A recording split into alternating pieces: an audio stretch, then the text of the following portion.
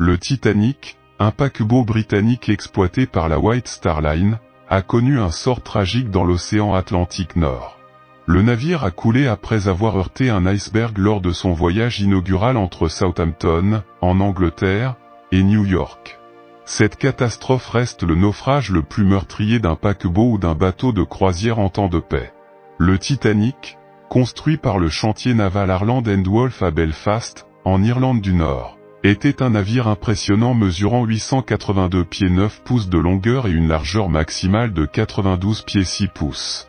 Il comptait 10 ponts, chacun servant à des fins différentes. Depuis l'hébergement de canaux de sauvetage sur le pont du bateau jusqu'à l'hébergement de cabines de première classe et d'espaces publics sur les ponts promenades et lounges.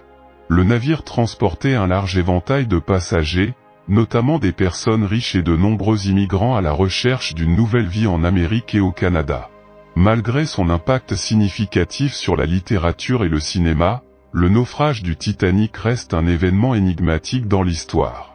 Voici quelques-unes des photos conservées du Titanic avant son naufrage. Le garçon sur le pont du Titanic. Dans le film emblématique Titanic de 1997, il y a une scène montrant un jeune garçon occupé à jouer avec une toupie sur le pont du navire. Il est intéressant de noter que cette scène est une reconstitution d'une vraie photographie prise à bord du Titanic. La photographie a été prise sur l'un des ponts supérieurs du Titanic quelques jours seulement avant que le navire tragique ne connaisse sa fin fatidique. La date était le 11 avril 1912.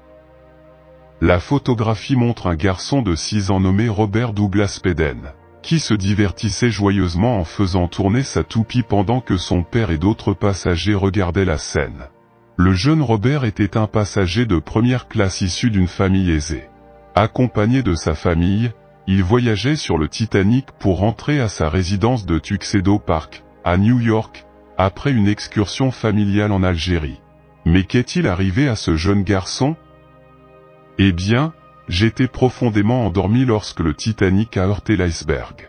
Au milieu du chaos du naufrage, il s'est brièvement réveillé lorsque sa nounou, Elizabeth Burns, lui a assuré qu'elle l'emmènerait en voyage pour voir les étoiles.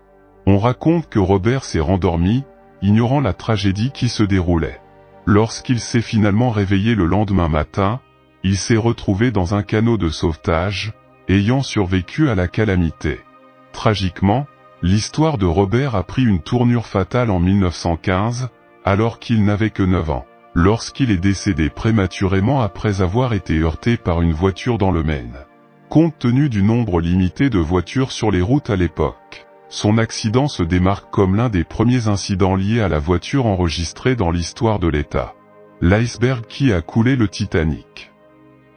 Il est bien connu que le naufrage du Titanic a été causé par un iceberg, mais sachez ceci, 2 jours seulement avant la catastrophe, le capitaine d'un autre navire traversant l'Atlantique a eu la chance de prendre une incroyable photographie en noir et blanc d'un énorme iceberg, et le plus choquant, c'est que l'on pense que c'est le même iceberg qui a coulé le Titanic.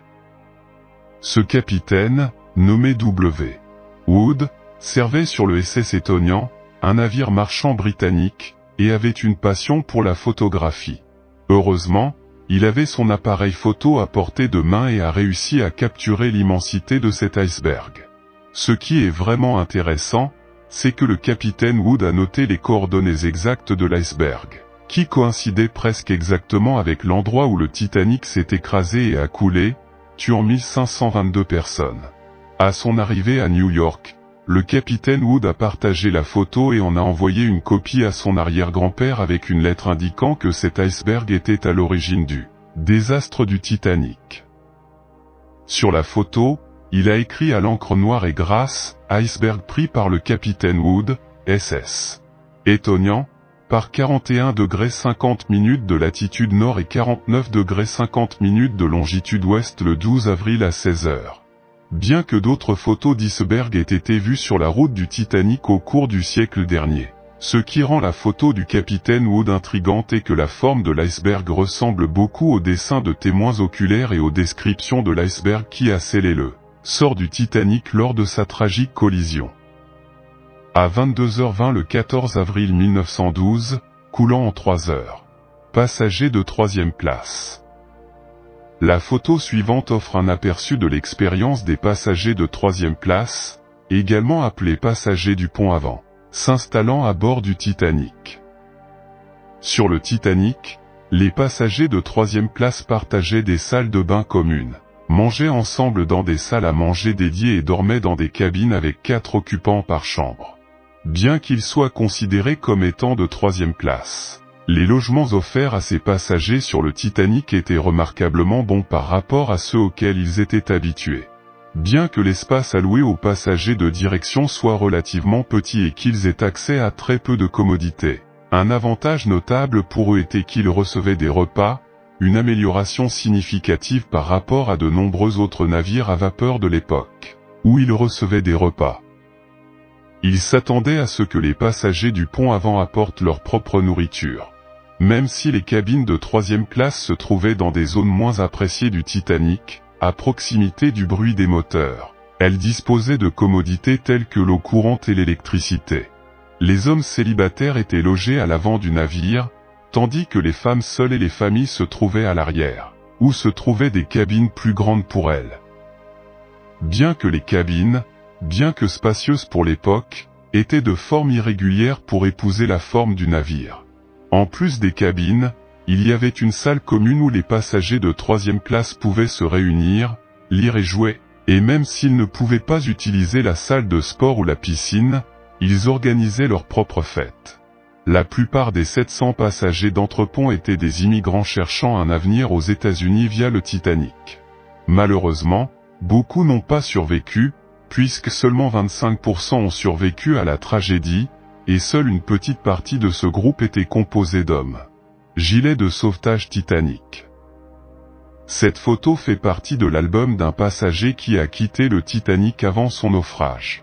Le Titanic avait des gilets de sauvetage pour tout le monde, faits de toile et de liège, mais ils étaient de conception fragile et attachés avec des cordes.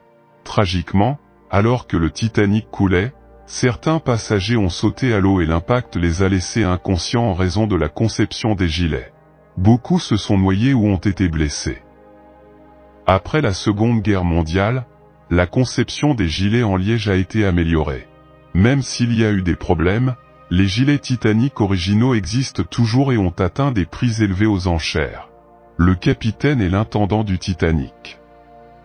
Cette photo montre le capitaine Edward Giles Smith, le capitaine britannique du Titanic, avec le quartier-maître du navire, Hugh Walter McElroy. L'image a été prise par un passager débarqué à Queenstown, en Irlande, 3 jours avant le tragique naufrage. Malheureusement, tous deux ont perdu la vie dans la catastrophe. 3 jours après avoir entrepris son premier voyage depuis Southampton, le capitaine Smith a poursuivi sa routine dominicale, inspectant le navire et dirigeant un service religieux. À la tombée de la nuit le 14 avril 1912, la température chuta et la surface de l'Atlantique parut calme, rendant difficile la détection des icebergs dans la région au printemps. Malgré les conditions, le capitaine Smith a maintenu sa vitesse maximale, convaincu que l'équipage pourrait réagir rapidement aux icebergs. Cependant, dans la nuit du 14 avril, il n'était pas sur la passerelle lorsque le navire a heurté un iceberg. Après avoir pris connaissance des dégâts, il a demandé à Thomas Andrew, le concepteur du Titanic, de les évaluer, qui a déterminé que le navire allait couler. À 2h20 m. Le 15 avril, le Titanic connut son destin tragique. Le capitaine Smith a été vu pour la dernière fois sur le pont, bien que les informations selon lesquelles il aurait sauvé un enfant aient été largement rejetées. Son corps n'a jamais été retrouvé. Les opinions sur les actions de Smith varient, certains lui reprochent de ne pas ralentir, tandis que d'autres disent qu'il pensait pouvoir manœuvrer.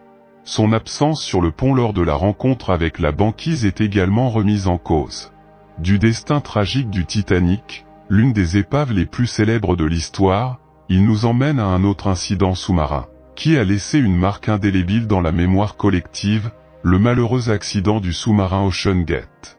Le monde entier a observé la mort imminente de 5 passagers du sous-marin Ocean Gate, alors que le navire se perdait dans l'immensité et la profondeur de l'océan. Le sous-marin ne disposerait que d'environ 96 heures d'approvisionnement en oxygène. Bien que de nombreuses chaînes d'information et pages de médias sociaux aient fait un compte à rebours en direct de ces 96 heures pleines d'espoir. Lorsque l'horloge a frappé 0, toutes les missions de sauvetage se sont arrêtées et ont cessé. Alors que la tristement célèbre expédition OceanGate a fait une déclaration regrettable concernant la mort des 5 passagers, dont le PDG de l'entreprise. Stockton Rush. Tout bien considéré, la mission de sauvetage était une course contre la montre et des rapports récents suggèrent que l'issue de la mission a été prédéterminée ou manipulée dès le début. Le sous-marin était en mauvais état et les protocoles de sécurité étaient clairement bafoués, ce qui a conduit à sa condamnation bien avant le début de l'expédition. Dans les situations où vous pouvez infecter les autres, il ne s'agit pas seulement de vous-même, mais aussi du bien-être collectif, en donnant la priorité à la santé en général. Sans oublier que les conditions autour de la mission de sauvetage étaient également extrêmement difficiles. Les sauveteurs craignaient que le sous-marin ne manque d'oxygène avant les 96 heures indiquées, étant donné le nombre de passagers. Et comme de nombreux reportages ont rapporté sans relâche que la mission de sauvetage disposait également du même nombre d'heures pour localiser le sous-marin disparu. Les experts devaient donner leur avis sur la question. Selon les experts du sous-marin Titanic et de l'expédition, les sauveteurs ont eu environ 76 heures pour localiser le navire OceanGate disparu. Même alors, les chances de retrouver les passagers vivants étaient plutôt minces. Aussi diabolique que cela puisse paraître, les passagers n'avaient aucune issue. Il est vrai que tout humain qui tenterait de nager 4 km sous la surface de l'océan serait écrasé par la pression océanique. Mais les humains ont tendance à se battre pour leur survie, n'est-ce pas? Même si cela peut paraître difficile à croire, les 5 passagers étaient coincés à l'intérieur du sous-marin, ce qui signifie que la porte du bateau ne pouvait être ouverte que de l'extérieur. Il n'est pas difficile de comprendre ce que cela signifie. Même si le sous-marin était retrouvé au fond de l'océan avec les passagers vivants, les opérations de sauvetage de la garde côtière américaine seraient pratiquement inutiles en raison de la grande profondeur de l'océan. Le sous-marin se retrouverait coincé dans la boue des fonds marins, le rendant immobile et inaccessible. Nous n'aurions d'autre choix que de laisser les passagers là où ils se trouvaient. Tim Maltin, un expert du naufrage du Titanic, n'était pas non plus optimiste quant aux missions de sauvetage. Comme Moulton connaissait bien l'emplacement de l'épave du navire, il a offert une perspective plus réaliste sur le sous-marin disparu. Il a suggéré qu'en raison de la mauvaise conception du sous-marin et de la pression océanique, il est probable que le navire ait été endommagé et que de l'eau ait pénétré. Trouver le sous-marin, c'était comme chercher une aiguille dans une botte de foin, et en plus, les sous-marins ne pouvaient pas le remorquer jusqu'à la surface de l'océan. Les bateaux au fond de l'océan sont difficiles à manœuvrer. De plus, nous en savons plus sur la surface de la Lune que sur la surface de nos propres océans. Par conséquent, de nombreux experts ont considéré la mission de sauvetage comme une illusion ou un canular. Lorsqu'OceanGate a lancé le sous-marin dans l'océan, il savait que si quelque chose n'allait pas, il n'y aurait pas de retour en arrière. La compagnie s'est assurée que les passagers signaient à plusieurs reprises des formulaires d'exonération de responsabilité. Il semble qu'OceanGate ait envoyé ses passagers dans l'océan sans avoir l'intention de les aider. De plus, une lettre écrite en 2018 par des experts de l'industrie a révélé d'importantes inquiétudes concernant le sous-marin Titan et ses expéditions vers l'épave du Titanic. La Marine Technology Society, un groupe de réflexion maritime, a critiqué OceanGate, la société à l'origine du sous-marin Titan, pour son approche expérimentale et le manque d'évaluation indépendante de la part des régulateurs de l'industrie. Ils se sont demandé si le Titan aurait dû être évalué par des conseillers industriels ou des régulateurs des risques. La société a exprimé son mécontentement face aux affirmations d'OceanGate selon lesquelles elle respecterait les normes de sécurité établies par DNVGL, une société de classification reconnue. Cependant, il a été révélé qu'OceanGate n'a jamais demandé la certification de cette organisation. Dans une interview inédite, Stockton Rush, PDG d'OceanGate, a décrit le Titan comme un sous-marin personnalisé pour explorer l'épave du Titanic, soulignant sa légèreté et sa maniabilité.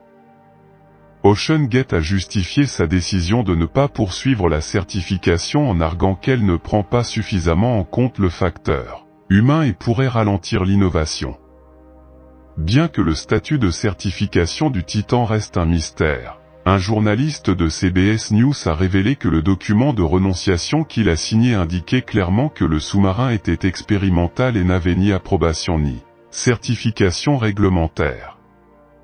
OceanGate a été accusé d'avoir négligé les protocoles de sécurité et d'avoir effectué des tests inadéquats avant la tragédie.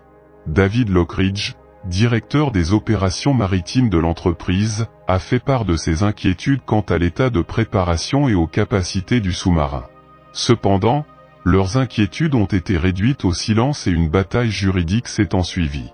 Cette situation a révélé les protocoles de sécurité d'OceanGate, mais le résultat est resté secret. Les révélations autour du sous-marin Titan soulèvent des questions sur la réglementation en matière de sécurité et sur la relation entre l'innovation et les normes industrielles, dans le domaine des submersibles commerciaux. Même si les implications sont profondes, le rapport est essentiel pour comprendre les causes de la tragédie. OceanGate était conscient des lacunes de sa sécurité, mais a décidé de poursuivre l'opération malgré les avertissements. La capacité déclarée du sous-marin à atteindre une profondeur de 4 km s'est avérée fausse, ce qui pouvait déjà être déduit du rapport de Lockridge. Même s'ils auraient pu utiliser une fenêtre de visualisation sécurisée pour cette profondeur, ils ont choisi de minimiser les coûts et d'utiliser des matériaux dont la fiabilité était remise en question. Malgré les avertissements de la Marine Technology Society, OceanGate a ignoré les préoccupations des experts en submersibles et a poursuivi son approche expérimentale, ce qui entraîne de graves conséquences pour l'industrie. OceanGate a ignoré les problèmes majeurs des expéditions précédentes et a continué à envoyer le sous-marin Titan à des profondeurs extrêmes pour lesquelles il n'était pas préparé. Même des présentateurs et scénaristes de renom ont connu des pannes de contrôle des propulseurs et des problèmes de communication au cours de leur voyage avec OceanGate. Des experts du secteur, tels que James Cameron, ont critiqué la conception du sous-marin et souligné le manque de certification et de respect des contrôles de sécurité par l'entreprise. Malgré les avertissements, OceanGate a persisté dans ses actions, arguant que les tests de sécurité standardisés entravaient l'innovation technologique. Cela met en évidence la négligence et le mépris de l'entreprise à l'égard des rapports d'experts et des contrôles de sécurité. Rush a longtemps rejeté les avis d'experts remettant en question les expéditions OceanGate comme étant non pertinentes. Sur son blog, il s'opposait à l'implication de tiers dans le processus d'innovation et hésitait à permettre à un étranger de démonter sa création. Malgré cela, OceanGate a réalisé des activités uniques et fascinantes, suscitant l'intérêt des passionnés du Titanic. Cependant, ces opportunités ont été réservées aux chercheurs et explorateurs experts. Nos missions pour récupérer l'épave du Titanic étaient également difficiles et dangereuses. Même s'il était logique pour les experts de plonger dans les profondeurs océaniques, en faire une entreprise publique ne vise qu'à faire du profit, sans tenir compte des protocoles de sécurité. De plus, les expéditions qui prenaient en compte la sécurité étaient également confrontées à de sérieux problèmes. Il est important de noter que le sous-marin en question n'est pas une construction standard, car il n'est pas constitué de matériaux tels que l'acier à haute résistance ou le titane. En 2000, un incident s'est produit qui présente des similitudes avec la récente tragédie et aurait pu être une indication de ce qui allait arriver. Le journaliste américain Michael Gillen a partagé son expérience effrayante d'être coincé dans un submersible près de l'épave du Titanic, au même endroit où un autre submersible touristique avait disparu dans le passé. Au cours de la plongée, ils ont rencontré un puissant courant sous-marin qui a emprisonné le submersible dans l'hélice, tandis que d'énormes fragments du Titanic tombaient sur eux. Le pilote russe, doté d'une habileté exceptionnelle, a fait tout ce qu'il a pu pour les libérer, et après presque une heure d'angoisse, ils ont finalement réussi à se libérer et à flotter en toute sécurité. Gillen, qui avait peur de ne pas survivre, sympathise profondément avec les 5 personnes disparues du submersible touristique et espère qu'elles reviendront saines et sauves. De plus, Gillen souligne que le submersible dans lequel il se trouvait était un navire robuste et fiable, conçu spécifiquement pour la recherche scientifique dans des conditions extrêmes en haute mer. Il est intéressant de noter que le récent voyage touristique raté sur le Titanic a conduit à la découverte des restes du Titan au fond de l'océan, désormais en morceaux. Le docteur Gillen et Tyson soulèvent des questions sur l'adéquation du submersible Titan et se demandent si une plongée aussi risquée aurait dû être autorisée. Ils soulignent l'importance de disposer de navires bien construits et certifiés pour explorer les grands fonds. Le contraste entre la fiabilité du numéro 1, conçu à des fins scientifiques, et les problèmes de sécurité entourant le Titan soulèvent des questions sur son adéquation aux expéditions touristiques. Les deux experts préconisent une pause dans les expéditions du Titanic jusqu'à ce que nous comprenions mieux les défauts du Titan et l'importance de la sécurité océanique. En outre, ils soulignent le respect dû à l'épave du Titanic en tant que lieu de repos final de nombreuses personnes et la nécessité de faire preuve de prudence et de recueillir des informations avant de s'aventurer à nouveau dans les profondeurs marines. La décision brutale d'OceanGate de suspendre toutes ses opérations a laissé tout le monde en haleine sans plus de précision. Les avis sur les nouvelles découvertes liées à OceanGate et à ses submersibles sont invités à être partagés dans les commentaires.